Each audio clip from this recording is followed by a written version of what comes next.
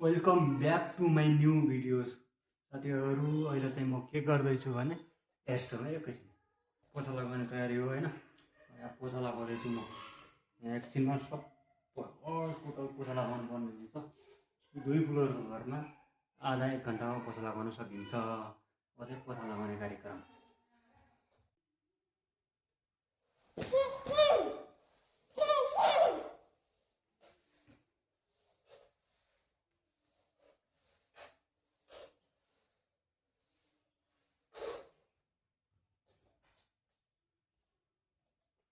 Guys अहिले चाहिँ म हेर्न सक्नुहुन्छ यता चाहिँ पोछा लगाउँदैछु होइन। यहाँ चाहिँ पोछा परेको छ।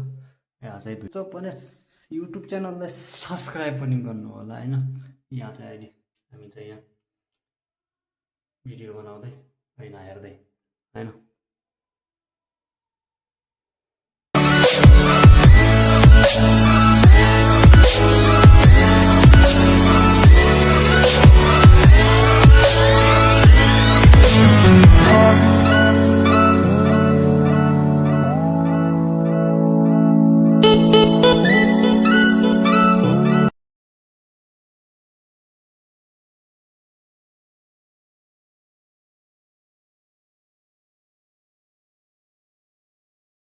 के गर्ने के गर्ने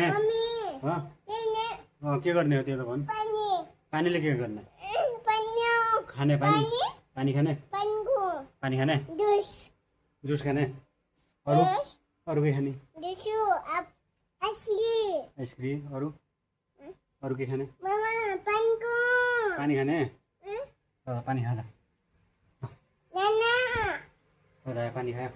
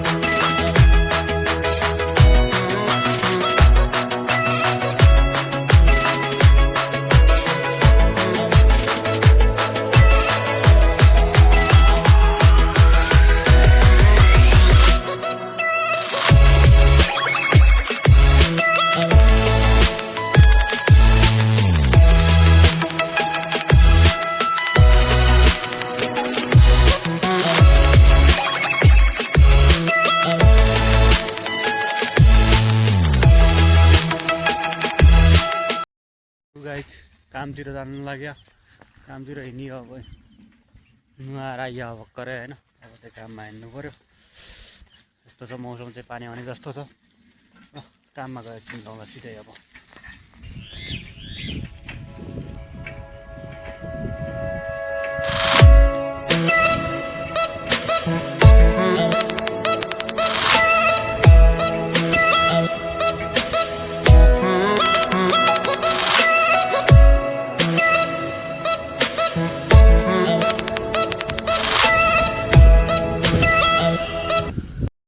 रातिको चाहिँ 12 बजिसकेको छ होइन। म चाहिँ अहिले ड्युटीमा आइसकेको थिएँ अघि नै। ड्युटीमा आएर यहाँ बसिया छ। अब ड्युटी गरिँदैछ।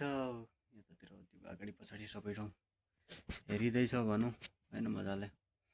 बाँकी सब त यस्तै हो साथीहरू होइन। अब चाहिँ आराम गर्नुपर्छ आधा 1 घन्टा। त्यसपछि 2-3 बजे उठिन्छ। त्यसपछि यस्तै काम हो। कसैलाई यो परेको नाउँ थाहा छ भने भन्नु होला। यिनीहरूले चाहिँ एकदमै छिटो छिटो अन्डा दिन्छन् क्या। हप्ता दिन 15 दिनमा बच्चा निकालेर पनि फेरि अन्डा दिन सुरु गरिहाल्छन्। कुन चाहिँ परेको रहे हो यिनीहरू भन्नु होला है साथीहरू। गाइज अहिले चाहिँ यहाँ म मसला पिस्दैछु। यतातिर चाहिँ सब्जी छ होइन। हरियो हरियो सबै सब्जी। यतातिर चाहिँ मासु छ।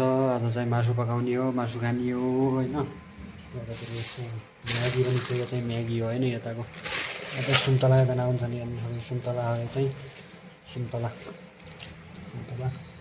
यहाँ चाहिँ एकजना स्याउको छ होइन। अब चाहिँ यो खानुपर्ने हुन्छ। यता चाहिँ मासु बनाउँछु। एकछिन अहिले लसुन खोलाउँदैछु। एकछिनमा के भन्छन् प्याज स्याज काट्नुपर्ने छ। टमाटर ल्याउनु दोकान जानुपर्ने छ। हेरौँ के हुन्छ।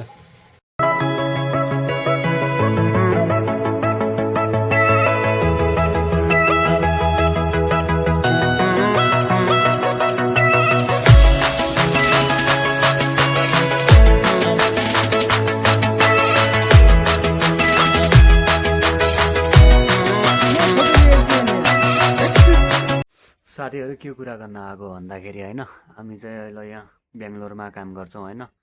हामी बुढाबुढी मिलेर यतै काम गर्छौँ। हामी चाहिँ अब यतै मिलाएर अलि अच्छा खासा कमाउँछौँ भन्नु पऱ्यो होइन।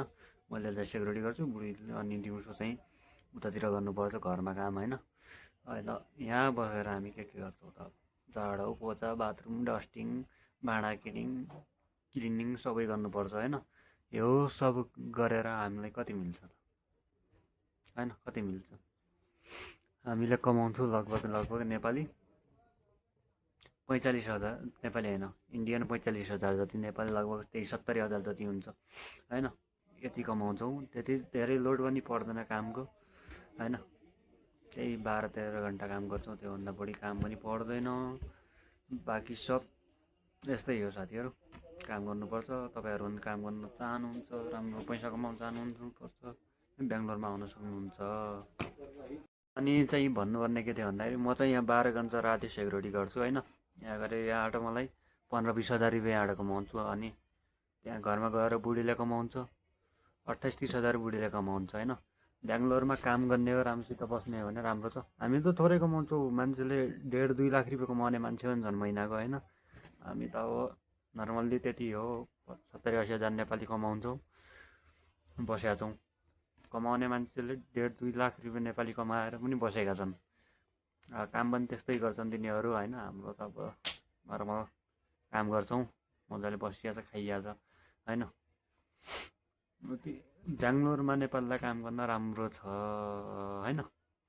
अबसम्म अहिलेसम्म ठिकै छ। अब पछि के हुने हो थाहा छैन। भालेन सरकारले के गरिदिँदैछ नेपालमा। यताबाट हामीलाई भगाउँछ त भगाउँछ।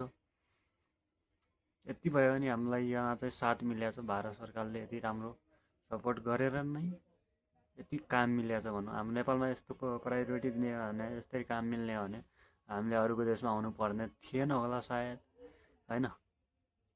नेपालमा यस्तो कामै छैन, केही छैन, बेरोजगारी धेरै छ। 3 साल भयो मलाई आए नेपालमा, केही काम नपाएर नै यहाँ आएको हो, काम नभएर नै यहाँ आएको हो होइन। साथीहरू आजको भिडियोमा यति नै। अर्को भिडियोमा मिल्नेछौँ। त्यति बेलाको लागि बाई बाई। जय नेपाल साथीहरू।